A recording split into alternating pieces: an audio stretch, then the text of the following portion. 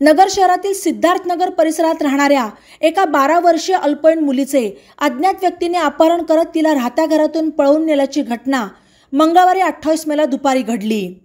याबाबत पीडित मुलीच्या आईने रात्री उशिरा तोफखाना पोलीस ठाण्यात फिर्याद दिली। फिर्यादी या एका खासगी हॉस्पिटलमध्ये काम करतात। त्या मंगळवारी कामावर गेलेले असताना त्यांची अल्पवयीन मुलगी घरी एकटीच होती। त्या दुपारी घरी परतल्या तेव्हा त्यांना मुलगी घरात आढळली नाही। त्यांनी तिचा आजूबाजूला सर्वत्र शोध घेतला। मैत्रिणी नातेवाईक यांच्याकडे चौकशी केली, मात्र तिचा कुठेही शोध न लागल्यामुळे तिचे अज्ञात व्यक्तीने अपहरण केले असावे अशी शक्यता व्यक्त करत त्यांनी रात्री तोफखाना पोलीस ठाण्यात फिर्याद दिली। या फिर्यादीवरून पोलिसांनी अज्ञात इसमाविरुद्ध भारतीय दंडविधान कलम 363 प्रमाणे गुन्हा दाखल केला।